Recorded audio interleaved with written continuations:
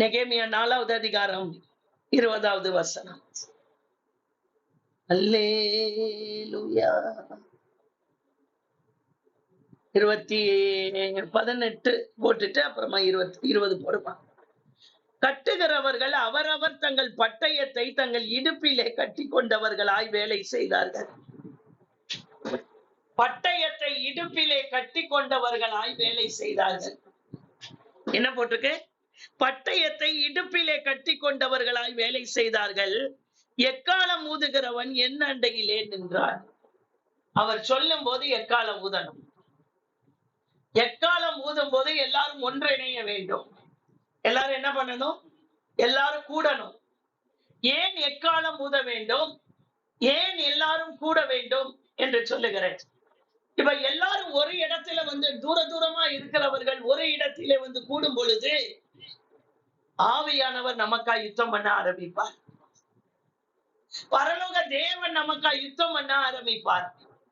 எக்காலம் ஊதும் போது எல்லாரும் ஒன்றிணைந்து கை கோர்க்கும் பொழுது பரலோக தேவனுடைய யுத்தம் தொடங்க ஆரம்பிக்கும். நமக்காக ஆண்டவர் யுத்தம் செய்வார். தனி ஜெபமும் இருக்க வேண்டும், கூடுகை ஜெபமும் இருக்க வேண்டும். கூடுகையில நாம் கூடி ஜெபிக்கும் பொழுது அநேக அற்புத அடையாளங்கள் ஆண்டவர் செய்ய வல்லமை உள்ளவராய் இருக்கிறார். ஆண்டவருடைய வல்லமை நம்மை தொட வேண்டுமானால் இந்த காலை வேளையில ஆண்டவரே நாங்கள் இன்னும் அதிகமாய் கூடி ஜெபிக்கிற எக்கால சத்தம் தொனிக்கும். காலையில என்ன கொடுக்கிறோம்? ஒரு எக்காலத்தை ஊதுகிறோம். நம்ம ஜப கூடுகையில எல்லாரும் கூடுறோம். நிறைய பேர் வர்றதில்ல, கூடாதவங்களும் இருக்கிறாங்க. அந்த மாதிரி இவர் கீழ்படியாம போனவங்களும் இருந்தாங்க அந்த கூட்டத்துல. ஆனா ஒரு கூட்டம் நின்னுச்சு. ஒரு கூட்டம் அந்த எக்கால சத்தத்தை கேட்கும்படி நின்னது. அந்த கூட்டங்கள் எல்லாம் கூடின போது என்ன நடந்தது பாருங்க. நம்முடைய தேவன் நமக்காக யுத்தம் பண்ணுவார். இப்ப யுத்தம் தேவனுடையதாய் மாறுகிறது. நான் வைராக்கியமாய் நேற்றே சொன்னேன், நான் வைராக்கியமாய் ஒரு அடி எடுத்து வைத்து நான் கர்த்தருக்காக வைராக்கியமாய் யுத்தம் பண்ணுங்கள் என்றால் 14வது வசனத்துல லாஸ்ட் வரியில யுத்தம் பண்ணுங்கள் என்று நெகேமியா சொல்லுகிறார். ஆனால் 20வது வசனத்திலே சொல்லப்படுகிறது, கர்த்தர் நமக்காக யுத்தம் பண்ணுவார். நான் நின்றால் போதும், கர்த்தர் எனக்கா யுத்தம் பண்ணும்படி அவர் எழுந்தருளுவார். தேவன் எழுந்தருளினால் சத்துருக்கள் சிதறடிக்கப்படுவார்கள். தேவன் எழுந்தருளினால் நமக்கு விரோதமாக இருக்கிற எல்லா பிரச்சனைகளும் போராட்டங்களும் சிதறடிக்கப்பட்டு போகும். இப்ப இவன் சொல்றாரு, எக்காலம் ஊதுவோம். எத்தனை தரம் அறிவிப்பு கொடுக்கிறோம் நம்ம ஜப கொடுக்கையில. ஜபம் இருக்குது, வாங்க 3 நாள் தேசத்துக்காக ஜெபம் பண்ண. இந்த மாதத்துல நிறைய பேர் வரல, நிறைய பேர் வந்தாங்க. இப்ப எக்கால கொடுக்கிறோம்ல, அதுதாங்க இந்த எக்கால சத்தம் தொனிக்கும் போது ஒரு அறிவிப்பு கொடுக்கிறோம்ல, அதுதான் எக்காலம். இப்ப தேவன் நமக்கா யுத்தம் பண்ண ஆரம்பிப்பார்.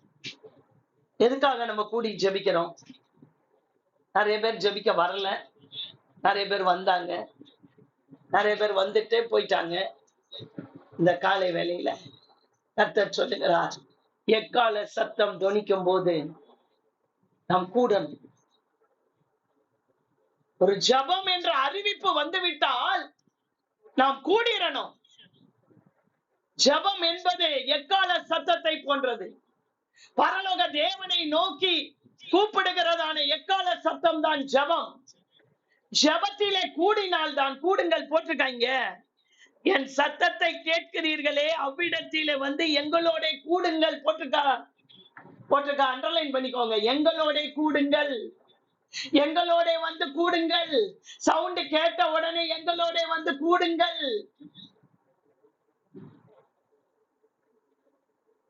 பிரச்சனைகள் தான் இந்த இடத்திலே அலங்கத்தை கட்டுவதற்கு அதைத்தான் சொல்லிக் கொண்டு வருகிறேன். தினந்தோறும் எத்தனை பிரச்சனைகள், எத்தனை போராட்டங்கள், அதற்கு நடுவிலே தான் இவர்கள் கூடுகிறார்கள். கூடுங்கள், அப்பதான் ஆண்டவர் யுத்தம் பண்ண ஆரம்பிப்பார். நம்ம அறிவிப்பு கொடுக்கிறோம், ஜப அறிவிப்பு தான் கொடுக்கிறோம். நம்ம தேசத்திற்காக ஜெபிக்க போகிறோம், கூடுங்கள் என்றோம். ஆனா நிறைய பேர் என்ன பண்ணல, கூடல. கூடுனாதான் சத்தத்தை கேட்டவுடன் கூடி ஜெபிக்கணும். இவர்கள் அதைத்தான் செய்தார்கள். அப்பதான் கர்த்தர் நமக்காக யுத்தம் பண்ணுவார். ஏன் அந்த ஒரு நெகேமியாவாலே ஒன்றும் செய்ய முடியாது? தேவையில்லை, ஆட்கள் தேவையில்லை, கூடணும். இரவு நேரத்துல தேசத்துக்காக நமக்காக ஜெபம் நடக்குது, கூடுறாங்க. அதுலயும் நிறைய வீட்டுல இருக்க பெண்கள் வர்றதில்லை. வந்து ஒரு பிரேயர் பாயிண்ட்டுக்கு ஜெபம் பண்ணலாம். மேக்சிமம் 7 to 6:30 to 8 முடிக்கணும். அது லேட் ஆகி போய் என் கையில கொடுக்கறதுக்கு 8 ஆயிருது.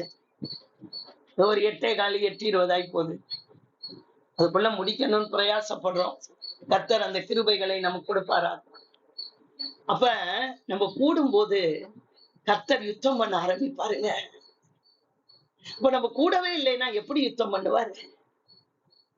அறிவிப்பு கொடுக்கறோம்ல, ஜெபம் இருக்குது, அறிவிப்பு கொடுக்கறோம்ல. அப்ப கூடணும். இங்க அவர்கள் கூடினபடியினால் இப்படியே நாங்கள், அடுத்த வசனம் போடுமா, இப்படியே நாங்கள் வேலை செய்து கொண்டிருந்தோம். அவர்களிலே பாதி பேர் கிழக்கு வெளுக்கும் நேரம் மட்டும், நட்சத்திரங்கள் காணும் மட்டும் ஈட்டிகளை பிடித்திருந்தார்கள். பாதி பேர் ஜபத்திலேயே நிக்கிறாங்க. ஈட்டிகளை பிடித்துக் கொண்டு அந்த இடத்துல காவலுக்கு நிற்கிறார்கள். ஏனென்றால் எதிரினுடைய ஆளுகை, இப்பிரபஞ்சத்தின் அந்தகார லோகாதிபதி என்று ஒரு லோகாதிபதி இருக்கிறது. அது இரவு நேரத்திலே தான் கட்டவிழ்க்கப்படும். மாம்சத்தோடும் ரத்தத்தோடும் அல்ல, இப்பிரபஞ்சத்தோடும் அந்தகார லோகாதிபதி. அந்தகாரம் என்றால் இருளில் புறப்படுகிறதானே சாத்தான். அது அதனாலதான் ஆண்டவர் சொல்றார், இரவில் உண்டாகும் பயங்கரம், இருளில் நடமாடும் கொள்ளை நோய். இந்த நோய்கள், இந்த இருளில் நடமாடும் கொள்ளை நோய், இரவு நேரத்தில் உண்டாகும் பயங்கரங்களுக்கெல்லாம் இங்கே வசனம் போடப்பட்டிருக்கிறது. என்னவென்றால், இரவிலும் அவர்கள் பாதி பேர் ஜாமக்காரர்களா. எல்லாரும் நிக்கல, எல்லாராலையும் நைட்டு ஜெபிக்க முடியாது. ஆனா ஜெபிக்கிறவங்க எழும்பணும். நம்ம கூடுகையில இரவு நேர ஜெபம் என்னைக்கு லீவ் இருக்குதோ அன்னைக்கு தொடங்கணும்னு நினைக்கிறேன். அல்லேலூயா. சாட்டர்டே நைட் வச்சிட்டோம்னா சண்டே லீவ் இருக்கும். 11:30 to 12:30 1 hour வைக்கணும்னு பாக்குறேன். நிறைய மகத்தான கிரியைகள், பல பிசாசினுடைய கட்டுகள் எல்லாம் அறுக்கப்பட்டு போயிடும். அல்லேலூயா. இங்க பாருங்க, கிழக்கு வெளுக்கும் நேரம் மட்டும், நட்சத்திரங்கள் காண மட்டும் பிடிச்சுக்கிட்டே இருக்காங்க ஈட்டிய. ஜாமம் காக்கிறவர்கள் இவர்கள் தான். இந்த அந்தகார லோகாதிபதி இரவு நேரத்துல கட்டவிழ்க்கப்படுவான் பாருங்க. அவன் கட்டப்படணும்னா யார் யாருக்கு நிறைய பிசாசினுடைய கிரியைகள், போராட்டங்கள் இருக்கிறதோ அவர்கள் எல்லாரும் இரவு நேர ஜபத்துக்கு வாங்க. கர்த்தர் கிரியை செய்வாரா? அல்லேலூயா. அடுத்தது பாருங்க, ராமாறு நமக்கு காவலுக்கும் பகல் மாறு வேலைக்கும். எப்படிங்க? நான் ஜனங்களை பார்த்து எல்லாம் எப்படி கீழ்ப்படுகிறாங்க பாத்தீங்களா? ராத்திரியில ஒரு கூட்டம் காவல் காக்கணும், பகல்ல ஜெபிக்கிறவங்க தனியா, ராத்திரியில ஜெபிக்கிறவங்க தனியா, பகல்ல வேலை செய்யறவங்க தனியா. அவரவர் தங்கள் வேலைக்காரரோடும் கூட எருசலேமுக்குள்ள ராத்தங்க கடவர்கள் என்று சொல்லி, நான் ஆகிலும் என் சகோதரர் ஆகிலும் என் வேலைக்காரராகிலும் என்னை பின்பற்றி காவல் காக்கிற சேவகராகிலும் எங்கள் வஸ்திரங்களை களைந்து போடாதிருந்தோம். அப்படின்னா என்ன அர்த்தம்? அங்கே நிக்கிறாங்க. சில நேரங்களில் சொல்லட்டா, சில நேரங்களில் எதிரிகள் வீழணும்னா, என் வாழ்க்கையில இருக்கிற பிரச்சனைகள் போய் நான் ஜெயிக்கணும் அப்படின்னா என் வாழ்க்கையில நிக்கணும். இப்ப இருக்கிறதை பார்க்கிலும் தேவ சமூகத்தில் நான் அதிகமாய் ஜெபிக்க, இந்த மாதம் முடிவதற்குள்ளாக முடிய போது ஒப்பு கொடுக்க வேண்டும். இப்ப ஜெபிக்கிறத காட்டிலும் அதிகமாக்குவோம் ஆண்டவரே. அந்த ஒப்பு கொடுத்தலோடு இந்த மாதத்தை முடிப்போமா? நீங்க இங்க பாருங்களேன், வஸ்திரத்தை களைந்து போடாதிருந்தோம். ட்ரெஸ் மாத்த கூட போல. அப்படி நின்னாங்க தேவ சமூகத்தை. அதனாலதாங்க அவங்க எல்லாம் இந்த பைபிள்ல இடம் பெற்றிருக்கிறாங்க. நம்ம எல்லாம் ஏன் நிறைய ஜெயிக்க முடியல தெரியுமா? நிறைய ஜபங்கள் இன்னும் குறைவா இருக்கு. நம்ம நினைக்கிறோம் காலையில 1/2 மணி நேரம் ஜெபம் பண்ணிட்டு போயிட்டா போதும், அதோட அந்த நாள் பூரா வீணடிக்கிறது. ஜெயிக்க மாட்டோம். வேலைக்கு போகிறவர்கள் போகிறார்கள். மற்றபடி வீட்டில் இருக்கிறவர்கள், நிறைய டைம் இருக்கிறவங்க சொல்றேன், வீட்டிலே நமக்கு நிறைய வேலைகள் இருக்கிறது இல்லைன்னு சொல்லல நான். அதற்கு நடுவில் ஜெபிக்க வைக்கும் எங்கள் ஜப வீரனே, துதிக்க தூண்டும் துணையாளரே, சாத்தானின் சகல தந்திரங்களை தகத்தெறிய வாருமையா. 5வது அதிகாரத்தை, அது தனி ஒரு பைபிள் ஸ்டடி மாதிரி, அதை நான் இன்னொரு தடவை சொல்றேன். 6வது அதிகாரம் போடுமா? நெகேமியா 6வது அதிகாரம். நான் அலங்கத்தை கட்டி முடித்ததையும் இனி அதிலே திறப்பு ஒன்றுமில்லை என்பதையும் சன்பல்லாத்தும் தொபியாவும் அரபியனான கேஷேமும் எங்களுக்கு உண்டாயிருந்த மற்ற பகைஞரும் கேட்ட போது, இப்பொழுது அலங்கம் கட்டி முடிக்கப்பட்ட ஆயிற்று. பல போராட்டங்கள் ஓய பண்ணினார்கள், பலன் குறைந்தது. ஆனால் இங்கே 6வது அதிகாரம் 1வது வசனத்திலே பார்ப்போமானால், அலங்கம் கட்டி முடிக்கப்பட்ட ஆயிற்று. ஜபத்தோடு கூட ஜனங்களுடைய எக்கால சத்தம் கூடுகையில் அவர்கள் எல்லாரும் நாம் நின்றபடியினால் அலங்கம் கட்டி முடிக்கப்பட்ட ஆயிற்று. அலங்கம் கட்டி முடிக்கப்பட்டு ஆயிற்று. அலங்கம் கட்டி முடிக்கப்பட்டு ஆயிற்று. நம்முடைய அலங்கங்களும் நம்ம குடும்பமும் கட்டி முடிக்கப்படணுமா? ஜபத்தை அதிகரிப்போம் ஆண்டவரே. கைகளை உயர்த்தி சொல்லலாமா? ஜெபிக்க எனக்கு நெகேமியா போல கிருபை தருவீங்களா? நெகேமியா போல வஸ்திரங்களை கூட களைந்து போடாமல் அங்கேயே நின்னு முடிச்சுட்டாங்கப்பா. ஆண்டவரே, அலங்கம் கட்டி முடிந்தது என்று எதிரிகள் கேள்விப்பட்ட போது, அப்படித்தானே போட்டிருக்கு இந்த வசனம். மற்ற பகைஞரும் கேள்விப்பட்ட போது அவர்களுக்கு செய்தி போகிறதையோ, அவங்க அலங்கம் கட்டி முடிச்சுட்டாங்க ஐயா, அலங்கம் கட்டி முடிச்சுட்டாங்க, நீ பண்ண எல்லாம் தோற்று விட்டது, கர்த்தர் நமக்காக யுத்தம் பண்ணுவார் என்று அந்த 6வது அதிகாரம், அந்த 5வது 4வது அதிகாரம் 20வது வசனத்திலே இந்த நெகேமியா சொன்னது போல, அவர்களுடைய தேவன் அவர்களுக்கு யுத்தம் பண்ணி இந்த அலங்கம் கட்டி முடிக்கப்பட்ட ஆயிற்று. நீ போட்ட எல்லா திட்டங்களும், நல்லா கவனிங்க, எல்லா திட்டங்களும், சத்துருவினுடைய எல்லா திட்டங்களும் ஒன்றுமில்லாமல் நிர்மூலமாக்கப்பட்டதற்கு காரணம் என்ன தெரியுமா? நாங்களோ எங்கள் தேவனை நோக்கி ஜபம் பண்ணி ஜாமக்காரர்களை நிறுத்துவோம். ஜபம் பண்ணி ஜபம், அதுதான் இந்த இடத்துல ஹைலைட். இந்த மாத வாக்குத்தத்தம் என்னங்க? நீர் என்னை ஆசீர்வதித்தால் ஒழிய போக விடேன். அதற்கு அவன், அப்ப அவர் என்ன பண்ணாருங்க? தேவ பாதத்தை பிடித்து இரவு முழுவதும் ஜெபிக்கிறார். பொழுது விடுகிறது. இந்த இடத்துல நீங்கள் பார்ப்பீர்கள். ஆனால் இந்த இடத்துல இந்த நெகேமியா இரவும் பகலும் ஜெபிக்கிறார். பாத்தீங்களா? அந்த வாக்குத்தத்தம் இங்கே நிறைவேறுகிறதா?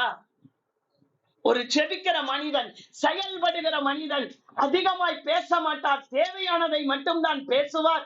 ஆனால் ஜெபிக்கிற மனிதன் ஒவ்வொரு காரியத்தை செய்வதற்கு முன்பாகவும் பரலோக தேவனை நோக்கி ஜெபம் பண்ணிதான் செய்வாரு. இன்னைக்கு நான் ஆண்டவரே நான் போறேன், நீங்க என் கூட வாங்க, அப்படி இல்லை. ராஜா கேட்கிறாரு, ஏன்பா துக்கமா இருக்க நெகேமியா? ஏன் துக்கமா இருக்க? அவர் ஒரு நிமிஷம் கண்ணை மூடி பரலோக தேவனை நோக்கி ஜெபம் பண்ணி, ராஜா, என் துக்கத்துக்கு காரணம் இதுதான். என் எருசலேம்ல என் பட்டணத்துல தேவாலய அலங்கம்லாம் இடிக்கப்பட்டு கிடக்குது, எப்படி நான் சந்தோஷமா இருக்க முடியும்? என் தேசம் அழியுது, என் ஜனங்கள் அழியுறாங்க, சபை அழியுது, எப்படி நான் சந்தோஷமா இருக்க முடியும்? என் வீட்டுல இருக்க என் பிள்ளைங்களுடைய வாழ்க்கை இனி கட்டப்படல, எப்படி நான் சந்தோஷமா இருக்க முடியும்? என் பிள்ளைங்க இன்னும் ரட்சிக்கப்படல, எப்படி சந்தோஷமா இருக்க முடியும்? என் கணவன் இன்னும் மனம் திரும்பல, எப்படி சந்தோஷமா இருக்க முடியும்? சரி, இப்ப நான் என்னதான் செய்யணும் உனக்கு? நான் போகணும். நான் போகணும். எங்க போகணும்? என் ஊருக்கு போகணும். அல்லேலூயா. சரி, போயிட்டு வா. எனக்கு தேவையானதெல்லாம் இதெல்லாம் இருக்குது, சரி கொடுக்கிற, போயிட்டு வா. வந்த இடத்துல அவர் அனுபவித்ததான டார்ச்சர் கொஞ்ச நெஞ்ச இல்ல, அத்தனை பேரும் அதற்கு எதிரியாய் மாறுகிறார்கள். 2வது வசனம் போடுமா? 6:2. நான் வாசல்களுக்கு இன்னும் கதவு போடாதிருக்கையில், அலங்க முடிஞ்சிருச்சையா, கதவு போடல, இன்னும் கதவு போடல. என்ன போடல? இன்னும் வாசலுக்கு கதவு போடல. கதவு போடலைன்னா எல்லாம் யார் வேணா உள்ள வரலாம், யார் வேணா போலாம், அப்படித்தானே? ஆடு மாடு கூட உள்ள போகும். அப்ப கதவு போடாதிருக்கையில் சன்பல்லாத்தும் கேஷேமும் ஆள் அனுப்பி, பாருங்க, கடைசி வரைக்கும் விடாம அடிப்பான் சாத்தான். ஏன் அலங்க கட்டி முடிச்சிட்டாங்க, இன்னும் ஒரு பகுதி தான் இருக்குது, அதையும் இவங்க கட்டிடுவாங்கன்னு போல. பாத்தீங்களா? நல்லா கவனிக்கணும். முக்கியமான செய்தி. கொஞ்சம் ஒரு 10 நிமிஷம் லேட் ஆனாலும் இன்னைக்கு நான் இதை முடிச்சு ஆகணும். இதுல ஒரு முக்கியமான சத்தியம், பயங்கரமான சத்தியம் தான் இனிமேதான் அடங்கி இருக்கிறது. இதுதான் இந்த அதிகாரத்தோட முடிக்கணும். இன்னும் இருக்கிறது, ஆனா நான் இதோட முடிக்கணும்னு விரும்புறேன். ஏன்னா இதுக்கு மேல நம்ம நாளைக்கு நம்ம 1ஆம் தேதி ஆனபடியினால் நம்ம அடுத்த லெவலுக்குள்ள போகுவோம். இந்த காலை வேளையில கர்த்தர் கேட்கிறார், கதவு போடல, சரி அதையும் முடிச்சிருவாங்கன்னு விட்டபடினா, இங்க பாருங்க என்ன சொல்றாங்க. சன்பல்லாத்தும் கேஷேமும் ஆள் அனுப்பி, நாம் ஓனோ பள்ளத்தாக்கில் இருக்கிற கிராமங்கள் ஒன்றில் ஒருவரை ஒருவர் கண்டு பேசுவோம் வாரும் என்று கூப்பிட்டார்கள். அவர்களோ வென்றால் எனக்கு பொல்லாப்பு செய்ய நினைத்தார்கள். பாத்தீங்களா? கடைசியில ஆளையே க்ளோஸ் பண்ணிடலாம்யா. ஏன் இந்த நெகேமியா இருந்தா அந்த கதவையும் போட்டுட்டு போயிடுவான். அப்புறமா ஜனங்கள் இங்கே கூடி வந்து விடுவார்கள், ஜனங்கள் ஜெபிக்க ஆரம்பித்து விடுவார்கள், ஆலயம் எழும்ப ஆரம்பித்து விட்டது, கதவுகள் போடப்படுகிறது, அடங்க முடிந்து விட்டது. இப்படியே விட்டுவிட்டால் இவர்கள் நமக்கு பொல்லாப்பு செய்ய நினைக்கிறார்கள். நீ என்ன பண்ண? பள்ளத்தாக்குக்கு வா, இறங்கி வா. நீ மலை மேல நிக்கிற, நீ அலங்கத்து மேல நிக்கிற, நீ ஜப மலையில ஏறி இருக்கிற, மலை மேல் ஏறி வந்தே தகப்பனே, மறுரூபமாகணுமே தகப்பனே, ஜப மலை மேல் ஏறி வந்தே தகப்பனே, காலையும் மாலையும் மதிய வேலையோ கைகள் உமை நோக்கி உயரணுமே, அழியும் ஜனங்கள் ஜெபிக்கணும். அப்பா நீ அலங்கத்து மேல நிக்கிற நெகேமியா, நீ இறங்கி பள்ளத்தாக்குக்கு வா. நீ பள்ளத்தாக்கு, இதுதாங்க சாத்தானுடைய திட்டம். பள்ளத்தாக்குக்கு வானா, நீ ஜப மலையில இருந்து இறங்கு, நீ ஜெபிக்கிறதுல இருந்து இறங்கு. நீ இறங்கணும்னுதான் நானும் உன்னைய படாத பாடுபடுத்தி பார்க்கிறேன். ஆனாலும் நீ வர மாட்டேங்கிற. நீ வா, நம்ம ஒருத்தர் கண்டு பேசணும். டைரக்ட் சந்திப்புல இப்ப ஒத்தைக்கு ஒத்த இப்ப இந்த நெகேமியாவை, இந்த சன்பல்லாத்தும் தொபியாவும் நீ வா என்று இந்த நெகேமியாவுக்கு ஒரு வார்த்தையை சொல்லி அனுப்புகிறார்கள். யார் நிற்கிறார்களோ, இப்ப நீங்க குடும்பத்துல நீங்க ஜெபிக்கிறீங்கன்னு வச்சுக்கோங்க, உங்களை தள்ளுறதுக்கு சாத்தான் பல விதங்களிலே முயற்சி எடுப்பான். நீங்க ஜப மலையில நிக்கிறீங்க அப்படின்னா, உங்களை கீழே இறங்கி வருகிறதற்கு பள்ளத்தாக்குக்கு வா, ஓனோ பள்ளத்தாக்குக்கு வா நெகேமியா என்று சொல்லி அவர்களுக்கு ஒரு செய்தியை சொல்லி, எப்படியாவது மலையில் இருந்து இறங்க வேண்டும், அலங்கத்தை கட்டி கொண்டிருக்கிற இடத்திலிருந்து இறங்க வேண்டும் என்று அவன் பிரயாசப்படுவான். இங்க வசனம் என்ன போட்டிருக்குது பாருங்க. அப்பொழுது நான் அவர்களிடத்திற்கு ஆட்களை அனுப்பி, நான் பெரிய வேலையை செய்கிறேன், நான் பெரிய வேலையை செய்கிறேன், நான் வரக்கூடாது. நான் வரமாட்டேன். ஏன் நான் இறங்க மாட்டேன். வா நம்ம 2 பேரும் பேசலாம். என்ன பேச போற நீ? பிசாசு சொல்லுவான், நீ என்னத்துக்கு இன்னும் மேலேயே நின்னு ஜெபம் பண்ணுகிற? இறங்கிதான் வாயேன். கீழே வந்தீங்கன்னா நிறைய காரியங்கள் இருக்குது, நிறைய ஆப்பர்ச்சுனிட்டிஸ் இருக்குது, நிறைய என்டர்டைன்மெண்ட் இருக்குது. நிறைய எப்ப பாரு போய் மலை மேல நின்னுகிட்டு சும்மா ஜபம் ஜபம் ஜபம் ஜபம் ஜபம் ஜபம் ஜபம் ஜபம் சொல்றியே. நீ வந்து இறங்கி வந்து பாரு, இந்த உலகத்தில் எத்தனை காரியங்கள் இருக்கிறது, எத்தனை என்டர்டைன்மெண்ட் இருக்கிறது, எத்தனை ஆப்பர்ச்சுனிட்டி இருக்கிறது, எத்தனை காரியங்கள் உன்னை இங்க உன்னை மகிழ்விக்க எத்தனை இடங்கள் இருக்கிறது. எப்படியாவது நீ ஜபத்திலிருந்து கீழே இறங்கி வா, உன் நேரத்தை எனக்கு கொடு என்று பிசாசானவன் நம்மை வஞ்சிக்க பார்ப்பான். அதுதான் அவனுடைய சதி திட்டம். கொடுத்திருக்கான்ல கையில ஒரு செல்போன், அது போதும் என்னை பள்ளத்தாக்குக்கு கொண்டு வர, அது போதும் என் பள்ளத்தாக்குக்கு கொண்டு வர, என் ஜப மலையிலிருந்து என்னை இறக்கி விட இந்த செல்போன் போதும். நான் என்ன கெட்டதா பாக்குறேன்? நான் என்ன கெட்டதா பாக்குறேன்? நல்லது தானே பாக்குறேன். நீ நல்லதை பார்த்தாலும் ஜப நேரத்தை வீணடிக்கிறாய் அல்லவா என் மகளே. நீ நிற்க வேண்டிய இடத்தில் நிற்காமல் நீ பள்ளத்தாக்குக்கு இறங்கினபடியினா இப்ப இவர் என்ன சொல்றாரு பாத்தீங்களா? நான் வரக்கூடாது, நான் பெரிய வேலையை செய்து கொண்டிருக்கேன், ஏன் நான் ஜபத்துல நிக்கிறேயா, நான் முடிக்கிற வரைக்கும் வரமாட்டேன். அப்படித்தானே சொல்லி அனுப்புறாங்க. அடுத்தது பாருங்க, அவர்கள் இந்த பிரகாரமாக 4 தரம் எனக்கு சொல்லி அனுப்பி விடமாட்டாங்க. சாத்தானு நம்மள அடிக்கிற வரைக்கும் விடமாட்டான், நம்மள போட்டு தள்ளுற வரைக்கும் விடமாட்டான். நீங்க சாத்தானை பத்தி தெரியாது. அதனாலதான் ஆண்டவர் வெளிப்படுத்தல ஒரு சபைக்கு எழுதுறாரு, சாத்தானுடைய ஆழங்களை, சாத்தானுக்கு ஒரு ஆழம் இருக்கிறது, அதை நீங்கள் அறிந்திருக்கிறீர்களே. அறியணும், சாத்தான் என்னெல்லாம் பண்ணுவான் தெரியணும். தெரியலைன்னா அடிச்சிருவான். இங்க பாருங்க, 4 தரம் எனக்கு சொல்லி அனுப்பினார்கள், நானும் இந்த பிரகாரமாகவே அவர்களுக்கு மறுமொழி அனுப்பி கொண்டே இருந்தேன். நான் வரக்கூடாது வரக்கூடாது, ஏன் சும்மா வந்து பேசிட்டு போயா எங்களோட, நாங்களும் உனக்கு உதவி செய்யறோம். எப்படி சாத்தானே, நீ உன்னற்ற நன்மையே கிடையாது, திருடன் திருடவும் கொல்லவும் அழிக்கவும் என்று வேறு ஒன்றுக்கும் வரான், அவன்கிட்ட நன்மையே கிடையாது, அவனுக்கு எந்த நன்மையும் கொடுக்க முடியாது. அப்ப ஏங்க எல்லாரும் பணக்காரங்களா இருக்கிறாங்க? பாத்துக்கிட்டே இருங்க, குடிச்சிட்டு புடிங்கிருவேன். ஒரு நிமிடத்தில் அவர்களுடைய வாழ்க்கை எவ்வளவு பயங்கரமாய் முடிகிறது தெரியுமா? எல்லாம் கொடுப்பான், எல்லாம் கொடுப்பான், ஆனா புடிங்கிருவான். எல்லாம் கொடுப்பான், புடிங்கிருவான். ஆனா என் ஆண்டவர் கர்த்தரின் ஆசீர்வாதமே ஐஸ்வர்யத்தை தரும், அதனுடைய வேதனையை கூட்டார். காசு இருந்தா போதும், அங்க நிம்மதி வேண்டாம். ஆஸ்பத்திரியில போய் படுக்கிறாங்க, ஒரே ஷாட்ல மொத்தம் 1 கோடி 1.5 கோடி போட்டுறான் அப்போலோல. சரி உயிரோடையாவது அனுப்புறானா, அதுவும் ஆளு க்ளோஸ்ன்றான், முடிச்சிடறான்ல.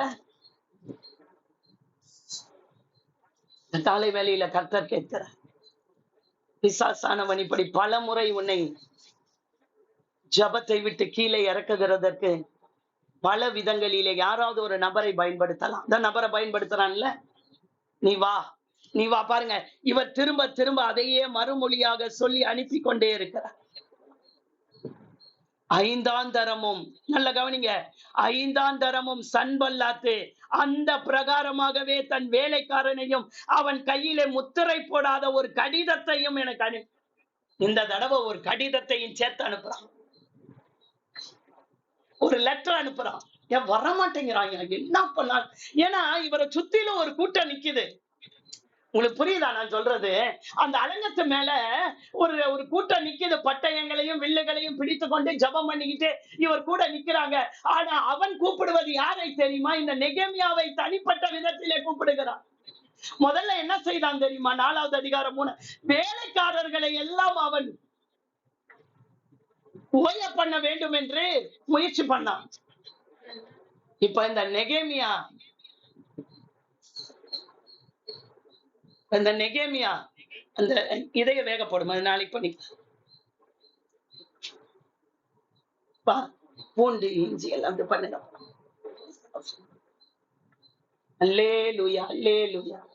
இப்ப இந்த நெகேமியா என்ன செய்கிறார்? என்ன செய்கிறார்?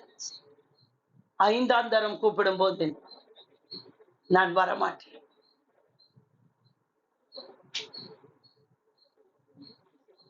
நம்மள ஒரு வாட்டி பிசாசு முயற்சி பண்ணுவான், 2வது வாட்டியில விழுந்துருவோம். நல்லாதான் சிஸ்டர் வந்தேன் ஜபத்துக்கு, வந்தப்பெல்லாம் கொஞ்சம் நல்லாதான் இருந்துச்சு. இப்ப திரும்பவும் பழைய பிரச்சனையே வந்திருக்குது. நீ எப்பயே பள்ளத்தாக்குல இறங்கிட்ட. ஜபம் பண்ணா நல்லாதான் இருக்குது, ஆனா ஜபம் பண்ணி முடிச்ச உடனே எப்பயோ பள்ளத்தாக்குக்கு வந்துட்டோம். மலை மேலேயே நிக்கல. ஆனா நெகேமியா மலை மேலேயே நின்றார், அந்த அலங்கத்தின் மேலேயே நின்றார். இங்க பாருங்க வசனம் என்ன போட்டிருக்கிறது? அதிலே நீரும் யூதரும் கலங்கம் பண்ண நினைக்கிறீர்கள். என்ன லெட்டர் எழுதியிருந்தார் தெரியுமா? ஏன் நீயும் யூதர்களும் கலங்கம் பண்ணுகிறீங்க, எங்க ராஜாவுக்கு விரோதமாய் கலங்கம் பண்ணுகிற நேரம் இல்லாததினால் நான் இந்த 2 வசனத்தையும் நானே சொல்லி விடுகிறேன். நம்ம தேசத்து ராஜாவுக்கு விரோதமா எங்க சர்ச்ச அலங்கம் கட்டுறதுக்கும் ராஜாவுக்கு விரோதமா கலகம் பண்றதுக்கும், இன்னைக்கு நார்த் இந்தியால என்ன பண்றாங்க? ஜனங்களுக்கு சுவிசேஷம் சொல்றதுக்கும் தேசத்துல உள்ள ஆளுகிற தலைவர்களுக்கு விரோதமா எழும்புகிறாங்க. இவங்க ஒரு கூட்டத்தை இவங்க பக்கம் சேர்க்கிறாங்க, அப்படிதானே? அதேதான் அங்க செய்தாங்க. ஏன் நீ ராஜாவுக்கு விரோதமா கலகம் பண்ணிக்கிட்டு இருக்க அப்படின்னு சொல்லி லெட்டர் கொடுத்திருக்கிறாங்க. அதனால நம்ம 2 பேரும் பேசலாம் வா அப்படின்னு சொல்லி கூப்பிடுறாங்க. இவர் என்ன சொல்லுகிறார்? 8வது வசனம் போடுமா. அதற்கு நான், நீ சொல்லுகிற அந்த காரியத்தின்படி நடக்கலையா? இது நீயா நினைச்சுக்கிட்ட உன் பிரம்மைய தவிர நாங்க அதை செய்யல. நாங்க சர்ச்ச அலங்கத்தை தான் கட்டுறோம், நான் என் குடும்பத்தை தான் கட்டுறேன். ஆனா நீ என்ன பண்ற? எப்படியாவது என்னைய கீழே கொண்டுட்டு வந்து என்னையும் அழிச்சு என் வாழ்க்கையும் அழிச்சு நான் எடுத்திருக்கிற ஒரு திட்டத்துக்குள்ள தெய்வத்தை நோக்கி போய்கொண்டிருக்கிறேன். அந்த திட்டம் என் வாழ்க்கையில நிறைவேற கூடாதபடி என் மேல் ஒரு திட்டம் வைத்திருக்கிறார். அந்த திட்டத்தை நிறைவேற்ற கூடாதபடி எப்படியாவது என்னை பள்ளத்தாக்கிலே கொண்டு வந்து நிறுத்தி என் ஜெபத்தை தடுத்து என் உபவாசத்தை தடுத்து நான் ஜெபி ஜெபி என்று ஒரு எக்கால சத்தத்தை கொடுக்கிறோமே, நீ ஜெபிக்க வரமாட்டேன், நான் பள்ளத்தாக்குல தான் இருப்பேன், நான் மலை மேல் ஏறி வரமாட்டேன், ஜெப மலை மேல அப்படி என்று சொன்னால் தோற்றுவிடும். அதனாலதான் ஜெயம் இல்லை. கேளுங்க, நாங்க ஜெபிக்கிறோம், இதுக்கு மேல நாங்க என்ன செய்யறதுன்னு தெரியல. இந்த ஜெபத்தை செய்கிறோமா? நீங்களும் நானும் இந்த காலை வேளையில ஒரு விசை நம்மை நாமே ஆராய்ந்து பார்ப்போம். இப்படிப்பட்ட ஜெப வாழ்க்கை என் வாழ்க்கையில் இருக்கிறதா?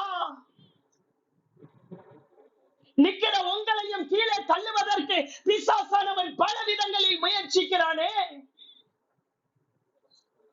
அல்லேலூயா. அந்த வேலை நடந்தேறாதபடி 9வது வசனம் போடுமா. எங்கள் கை சலித்து போகும் என்று சொல்லி அவர்கள் எல்லாரும் எங்களுக்கு பயம் உறுத்த பார்த்தார்கள். பாத்தீங்களா?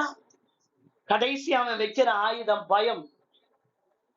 பயம் பயம் உறுத்த பார்த்தார்கள். முடிச்சிருவேன், உன்னை கொலை செஞ்சிருவேன், நீ நிறுத்திடு, நீ கீழே வா, இதை பண்ணி விட்டு. முதலாவது ஒரு சூனியக்காரர் ஒருத்தர் பேட்டி கொடுத்தாரு. அதாவது சூனியக்காரர்னா இந்த மந்திரவாதி இருக்காரு பாருங்க, மந்திரவாதி. அந்த ஆள் ஒரு பேட்டி கொடுக்கிறார். என்ன பேட்டி கொடுக்கிறாருன்னா, நாங்க எங்க கிட்ட இருக்கிற ஆவிய ஒரு வீட்டுக்கு அனுப்புவோம், எங்கிட்ட வந்து பணத்தை கொடுப்பாங்க. ஏன் இந்த வீட்டுல போய் இவங்க குடும்பத்தை அழிச்சிரு, பொருளாதாரத்தை அழிச்சிரு, இவங்க சரீரத்துல நோயை உண்டு பண்ணு அப்படின்னு சொல்லி எங்கிட்ட பணத்தை கொண்டு வந்து கொடுப்பாங்க. ஆனா எல்லாருக்கும் இது போய் செயல்படுறது இல்ல. ஏன் செயல்படுறது இல்லைன்னு கேக்குறாங்க. பயந்தாதாங்க செயலே படும். இது அவங்க பயப்படுறாங்க பாருங்க. ஐயோ இது இப்படி இருக்குது, இது கேன்சர் ஆயிடுமோ, இது அந்த ஆயிடுமோ, இது இந்த நோயா மாறிடுமோ, ஐயோ இன்னைக்கு வயிறு வலி வந்துச்சு, இது வந்துருமோ அது வந்துருமோ. அந்த பயத்தை தான் நாங்க முதல்ல அனுப்புவோம். ஒரு பயத்தின் ஆவியை தான் அனுப்புவோம். அந்த பயம் வந்து அவங்க வீட்டுக்குள்ள போன பிறகுதான் எங்க சூனியமே அங்க செயல்படும். பயம் தேவனுக்கு விரோதமான பகை. பூரண அன்பு பயத்தை புறம்பே தள்ளும். பயம் உள்ளவன் அன்பில பூரணப்பட்டவன் அல்ல. பயம் இருந்தால் நான் தேவன் மேல் வைத்திருக்கிற அன்பில எங்கேயோ குறை இருக்கிறது, இன்னும் நான் சரியாய் அவரை பிடித்துக் கொள்ளவில்லை. பயமுறுத்த பார்த்தார்கள். என்ன போட்டுக்கு பாத்தீங்களா? ஆதலால் தேவனே நீர் எங்கள் கைகளை திடப்படுத்தியார்கள். ஏன் ராஜாவுக்கு விரோதமா எழும்புற? எப்படிங்க ராஜாவுக்கு விரோதமா எழும்புற? நீ கீழே வரமாட்டேங்கிற பள்ளத்தாக்குக்கு, நீ மேலேயே நிக்கிற அலங்கத்து மேலேயே நீ இறங்கி வா, இறங்கி வா, இறங்கி வா, இறங்கி வா, இறங்கி வா அப்படின்னு சொல்லி பள்ளத்தாக்குல வச்சு நம்மள முடிக்கலான்னு பாக்குறான் சாத்தான். ஆனா இறங்கி வர மாட்டேங்கிறியே கேமியா. அடுத்தது என்ன திட்டம் பண்றார் பார்க்கலாமா? முக்கியமான சத்தியம், ரொம்ப ரொம்ப முக்கியமான இந்த மாதத்திற்குரிய இந்த நெகேமியாவினுடைய வாழ்க்கையிலேயே நடந்ததான முக்கியமான சத்தியம் இதுதான். அடுத்தது என்ன திட்டம் பாத்தீங்களா? மெகதலா பேயலின் குமாரனாகிய தெலாயாவின் மகன் செமையா தன் வீட்டிலே அடைபட்டு இருக்கும் போது நான் அவனிடத்தில் போனேன். செமையா என்ற ஒரு தேவ மனிதன் வீட்டிலே அடைபட்டு கிடக்கிறார். இப்ப நெகேமியா அவரை பார்க்க போகிறார். நல்லா கவனிக்கணும், முக்கியமான சத்தியம். இப்ப அவரை பார்க்க போறார். போகும்போது அப்பொழுது அவன் நல்ல கவனிங்க, அப்பொழுது அவன் நாம் இருவருமாய் தேவனுடைய வீடாகிய ஆலயத்துக்குள்ளே போய் தேவாலயத்தின் கதவுகளை பூட்டுவோம் வாரும். என்ன சொன்னா? செமையா என்ன சொல்றாரு? செமையான ஒரு மனிதன். இந்த மனிதனை பார்ப்பதற்கு இந்த நெகேமியா போகிறார். அவன் வீட்டுக்குள்ளே அடைந்து கிடக்கிறான். அவனுக்கு என்ன பிரச்சனை என்று தெரியவில்லை. அவனும் இந்த அலங்கத்திலே நிற்கிறவன் தான். ஆனால் அவன் வரவில்லை. அவன் வீட்டிற்குள்ளே அடைந்து கிடக்கிறான். அவனை பார்க்க போகும்போது நல்ல கவனிக்கணும், என்ன சொல்லுகிறான்? நாம் இருவரும் தேவனுடைய வீடாகிய ஆலயத்துக்குள்ள போய் தேவாலயத்தின் கதவுகளை பூட்டுவோம் வாரும். உம்மை கொன்று போட வருவார்கள், இரவிலே உம்மை கொன்று போட வருவார்கள் என்றான். என்ன சொல்றான்? நான் ஏன் தெரியுமா ஒளிஞ்சிருக்கேன்? என்னையும் உன்னையும் சேர்த்து கொல்றதுக்கு வராங்க. இந்த ராத்திரி உன்னை கொன்றுவாங்க ஐயா, வா நம்ம 2 பேரும் போய் ஒளிஞ்சுக்கலான்னு கூப்பிடுறாங்க. என்ன கேட்கிறான்? என்ன சொல்றாரு செமையா என்ற மனிதன்? எப்படியெல்லாம் எந்தெந்த ஆட்களை பிசாசானவன் உபயோகப்படுத்த வேண்டும் என்று அவனுக்கு நன்றாய் தெரியும். யாரெல்லாம் அவர்களுக்கு ஈடு கொடுப்பார்கள் என்று நன்றாய் தெரியும். சில நேரங்களில் கிறிஸ்தவ வாழ்க்கைக்குள்ளேயே இருப்பார்கள், நம்ம கூடயே இருப்பாங்க, நமக்கே எதிரியா மாறி இருப்பார்கள். என்ன சொன்னா? வாயா நம்ம 2 பேரும் போய் தேவாலயத்தின் கதவுகளை பூட்டி இல்ல உள்ள போய் ஒளிஞ்சுக்கலாம். நீ இந்த வேலையை செய்யாத, நம்ம 2 பேரும் போய் ஒளிஞ்சுக்கலாம். ஏன்னா இன்னைக்கு ராத்திரி உன்னை கொன்று போட ஆட்கள் வருகிறார்கள். இன்னைக்கு நைட்டு உன்னைய முடிச்சிருவாங்க.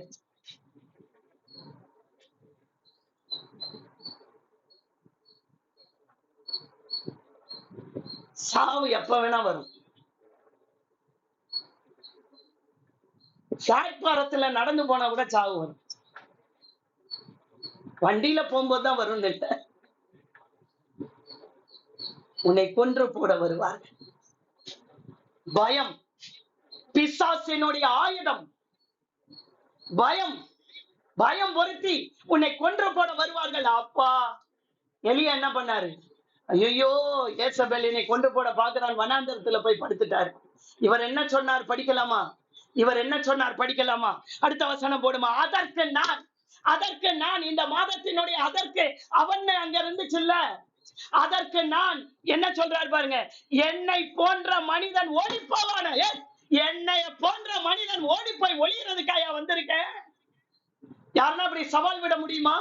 ஏன் உன்னை கொல்ல ஆட்கள் வந்திருக்க? ஏன் என்னைய போன்றவர் என்ன விசுவாசம், என்ன நம்பிக்கை, என்ன என் தேவன் மேல அவர் வைத்ததான ஒரு நம்பிக்கையான விசுவாசம். என்னைய கொல்ல உன்னால முடியாது என்பதுதான் இதற்கு அர்த்தம். என்னைய போல ஒரு மனிதன் ஓடி போவான்னு நினைச்சு வந்தியா? நல்ல கவனிங்க.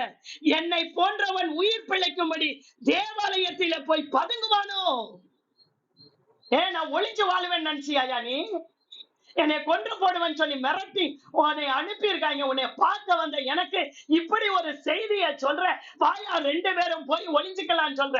நான் ஓடி போகிறதுக்காக வரலையா? தேவனுக்காக கால் எடுத்து வச்சுட்டு கடலப்பையில கை வச்சுட்டு பின் திரும்பி பார்க்க மாட்டேன். நின்றாலும் விடுவித்தாலும் சரி, விடுவிக்காமல் போனாலும் சரி, நான் என் தேவனுக்காக வாழ்வேன் என்று அந்த சாத்ராக் மேஷாக் ஆபேத்நேகோவை போல இந்த நெகேமியா ஒரு வார்த்தையை சொல்லுகிறார். அதற்கு அவன் அல்ல, அதற்கு நான். என்னைய போல ஒரு மனிதன் ஓடி போவானா? ஓடி போறதுக்கு இங்க வந்திருக்கேன்.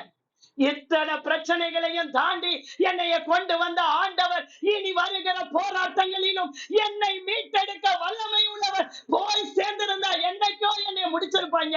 ஆனா என் தேவன் அலங்கத்தை கட்டி முடிக்க வைத்த தேவன் இந்த கதவுகளையும் போடுவதற்கு எனக்கு உதவி செய்ய மாட்டாரா? போய் ஒளிவதற்காய் நான் வரவில்லை. நான் பெரிய வேலையை கையில் எடுத்து விட்டேன். என் தெய்வத்திற்காய் நான் நிற்கிறேன். வலை மேலே நின்று செபிக்க என்னை அர்ப்பணித்திருக்கிறேன். என்னை போல என்ற மனிதன் ஓடி போய் ஒளிவதற்காக இல்ல. என்ன ஸ்டேட்மெண்ட் தான் இந்த மாசம் பார்க்கிறோம். இதுதாங்க இந்த நெகேமியாவுடைய ஹைலைட். நெகேமியாவுடைய ஹைலைட்டான ஸ்டேட்மெண்ட் என்ன தெரியுமா? ஓடி போய் ஒளிவன் நினைச்சுக்கிட்டியா?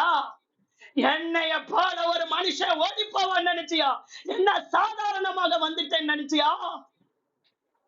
பரலோக தேவனுடைய கரம் என் மேல் இருக்கிறது ஐயா. உனக்கு தெரியாது, எனக்கு தெரியும். பரலோக தேவன் எனக்கு துணை நிற்கிறார் என்று எனக்கு தெரியும். உனக்கு தெரியாட்டி போயிரு. எப்படி ரூம்ல அடைஞ்சு கிடக்கிறான் செமையான்னு போய் பார்க்க போனா அந்த ஆளு பயம் பொறுத்துறான். இன்னைக்கு நைட் உன்னை முடிச்சிருவேன்னு சொல்லியிருக்காங்க, வா போய் ஒளிஞ்சுக்கலாம். வேலையை ஒண்ணு நிறுத்து, இல்லைன்னா அவனை பயம் பொருத்தி பாரு. அதுக்கும் அடங்கலையா? அவனை கொலை செஞ்சிருவோன்னு சொல்லி அதுக்கும் அடங்க மாட்டேங்கிறான் இவன்.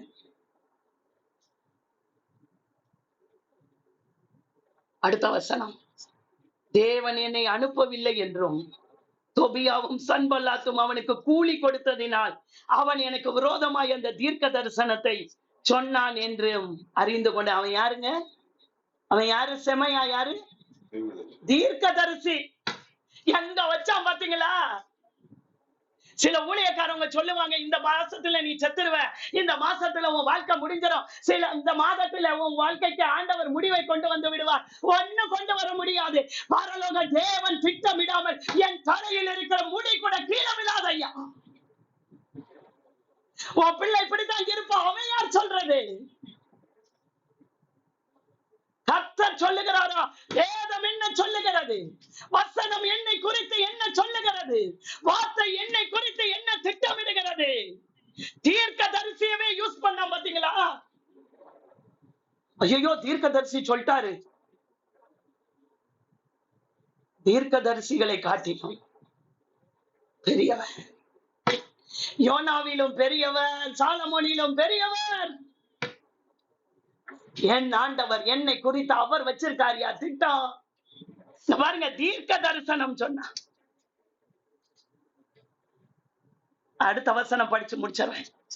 நான் பயந்து அப்படி செய்து பாவம் கட்டி. அப்ப பயம் என்ன? பாவமா? பாவம் தான். நான் ஒரு காரியத்துக்கு பயந்தேன்னா ரோட்ல போகும்போது நான் செத்துருவேன் பயந்தா அது பாவம். என்ன சிஸ்டர் சொல்றீங்க? பாவம்னா நான் ஏதோ விபச்சாரம், வேசித்தனம், கொலை பண்றதும் கொள்ளை அடிக்கிறதும் இதுதான் பாவம்னு நினைச்சேன். இது கூட பாவமா? நான் பயந்தால் பாவம் அப்படின்னா நான் விசுவாசிக்கல இல்ல ஆண்டவரை. அவர் அனுமதி இல்லாம என் தலையில இருக்க முடி கூட விழாது என்று என் ஆண்டவர் சொல்லி இருக்கிறார். அப்படி இருந்தோம் நான் பயப்படுகிறேன் என்றால் அது பாவம் தானே. இங்க பாருங்க என்ன சொல்றாரு, நான் பயந்து அப்படி செய்து பாவம் கட்டி கொள்ளுகிறதற்கும் என்னை நிந்திக்கத்தக்க அபகீர்த்திக்கு முகாந்தரம் உண்டாக்குகிறதற்கும் அவனுக்கு கை கூலி கொடுத்திருந்தார்கள். அவனுக்கு லஞ்சம் கொடுத்திருக்காங்க ஐயா. தீர்க்கதரிசிக்கு பீலையாமுக்கு கொடுக்கல, லஞ்சம் கொடுக்கிற வாயா இந்த ஜனங்களை சபின்னு லஞ்சம் கொடுத்து இந்த நெகேமியாவை போட்டு தள்ள பார்த்தாங்க. ஏன் நாங்கெல்லாம் சொன்னா வரமாட்டான், ஏற்கனவே எங்களை எதிரின்னு தெரியும், கூட இருக்கவனை வச்சு அடிச்சிரு. அவங்க சர்ச்சு பாஸ்டர் வச்சு அவங்கள மனமடி வாக்கிடு. ஒரு சிஸ்டர் எனக்கு போன் பண்ணாங்க, சிஸ்டர் எங்க வீட்டுக்காருக்கு நாங்க போற சர்ச்சில் இருக்க பாஸ்டர் 50 வயசுல செத்துருவன்ட்டார். எப்படி எந்த பாஸ்டர் தீர்மானிக்கிறது? என் ஆயுசு நாட்கள் அவர் கரத்துல இருக்கியா? நீ 50 வயசுல சாவியா? நீ 60 வயசுல சாவியா? நீ 70 வயசுல சாவியா? எல்லாம் அவர் கையில இருக்குது. அதுல இருந்து அவருக்கு ஒரே பயம். என்ன பயமா தெரியுமா? நான் இந்த மாசத்துல செத்துருவேன், நான் எனக்கு 50 வயசாகி போச்சு. இதையே சொல்லி சொல்லி சொல்லி சொல்லி புலம்பி எங்களை டார்ச்சர் பண்றாரு. எந்த ஆள் சொன்னது தானே?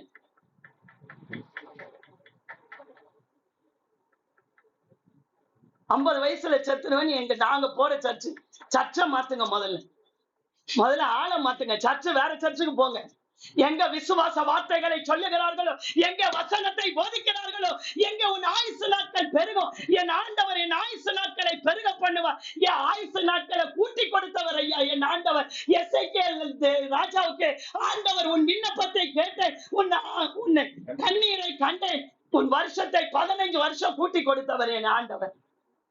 நீ 50 வயசுல போவேன் எந்த தீர்க்கதரிசி எந்த சர்ச்சு பார்த்து போகாதீங்க. அந்த மாதிரி சர்ச்சுக்கு உங்களை பயப்படுத்துகிற சர்ச்சுக்கு போகாது. நம்ம கூடுகையில ஒன்னே ஒண்ணு சொல்லுவேன், என்னன்னா வசனத்தை பாருங்க, வசனத்துக்கு நடுங்குங்க, வசனத்துக்கு கீழ்படிங்கன்னுவேன். ஆனா உங்களை பார்த்து 50 வயசுல போயிடுவீங்க, உங்க குடும்பம் இப்படி ஆயிரும், உன் பிள்ளைங்க இப்படி ஆயிரும், ஒரு காலம் சொல்ல மாட்டேன். அதை தீர்மானிக்கிறது நான் அல்ல, என் பரலோக ஆண்டவர் தான் தீர்மானிக்க வேண்டும். 50 வயசுல போயிடுவேன் நான் யார் சொல்றதுக்கு? ஆயுசு நாட்களை கூட்டி கொடுக்கிறவர் என் ஆண்டவர். 100 வயதை சென்று மறிக்கிறவன் வாலிபன் என்று எண்ணப்படுவான்னு வேணும் சொல்லு. ஆண்டவர் யோபினுடைய ஆயுசு நாட்களை பூரணப்படுத்தினார். ஆயுசு நாட்களை கூட்டி கொடுக்கிறவர் அவர். 50 வயசுல நீ போயிடுவன் எந்த ஊழியக்கார் சொல்ற? யாருக்கு அப்படிலாம் ஆண்டவர் சொல்ல மாட்டார். இந்த காலை வேளையில கர்த்தர் இங்க என்ன சொல்றாரு பாருங்க, பாவம் கட்டி கொள்ள மாட்டேன். ஏன் நீ சொல்ற பயத்துக்கெல்லாம் நான் இணங்குகிறவன் கிடையாது. நான் பரலோக தேவனோடு கான்டாக்ட் வச்சிருக்கேன். அதுதான் பிரச்சனை. பிரச்சனை என்ன தெரியுமா? பைபிள் தெரியல, வசனம் தெரியல, ஊழியக்காரன் சொல்றதெல்லாம் நம்புறது. ஐயோ என் வீட்டுல அது இருக்கு, என் வீட்டுல இது இருக்கு, இருக்கும் தான். அதை உடைத்தவர் ஆண்டவர். துறைத்தனங்களையும் அதிகாரங்களையும் முறிந்து கொண்டு அவனை வெளியரங்கமான கோலமாக்கி சிலுவையில வெற்றி சிறந்தவர் என் ஆண்டவர். வெற்றி தேவனை நாம் ஆராதித்துக் கொண்டிருக்கிறோம். ஏன் பயப்படணும்? சொல்றாரு பாருங்க, நான் பயந்த பாவம் கட்டி கொள்ள மாட்டேன். பாவம் ஐயா, பயம். பயம் என்பது ஒரு பாவம். அந்த பாவத்தை நாம் எல்லாரும் செய்கிறோம். நெகேமியா செய்யல. கண்களை மூடி ஜெபிக்கலாம். அதற்கு நான், என்னை போன்ற ஒரு மனிதன் ஓடி போவானோ? இன்னும் இருக்குது, நான் முடிச்சிடறேன். அல்லேலூயா. என்னைய போல ஒரு மனிதன் ஓடி போவானோ? செமையா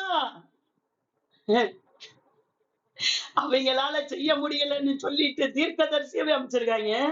அடுத்தது ஒரே ஒரு வார்த்தை நான் அப்படியே படிச்சு முடிக்கிறேன். நோவதியால் என்னும் தீர்க்கதரிசியானவளையும், அடுத்த வசனம் மட்டும் போடுமா, என் தேவனே, தொபியாவும் சன்பலாத்தும் செய்த இந்த செய்கைகளுக்கு தக்கதாக நீர் அவர்களையும் நோவதியால் என்னும் தீர்க்கதரிசியானவளையும் எனக்கு பயம் உண்டாக்க பார்த்த மற்ற தீர்க்கதரிசிகளையும் நினைத்துக் கொள்ளும். ஏன் இந்த சன்பலா தொபியா இல்ல, எத்தனை பேரை பயன்படுத்தினா பாத்தீங்களா சாத்தானே?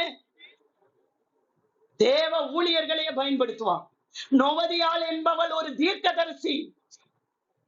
அவளை வச்சும் இன்னும் ஏகப்பட்ட பேரை வச்சு இந்த ஒரு நெகேமியாவை டார்கெட் பண்றாங்க.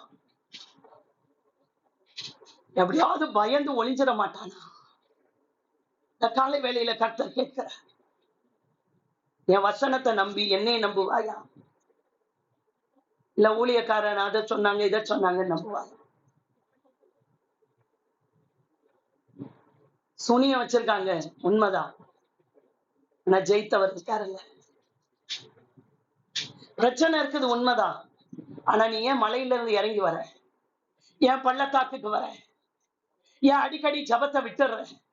ஐயா ஒரு அறிக்கை கூறுகிறோமே, ஒரு எக்கால சத்தம் கூட்டுகிறோமே, ஜபத்துக்கு வாங்க நம்ம ஜெபிக்கலாம் அப்படின்னு சொல்லி ஒரு எக்கால சத்தத்தை ஜப கூடுகையில சொல்றோமே, யாராவது செவி சாய்த்து கூடுறீங்களா?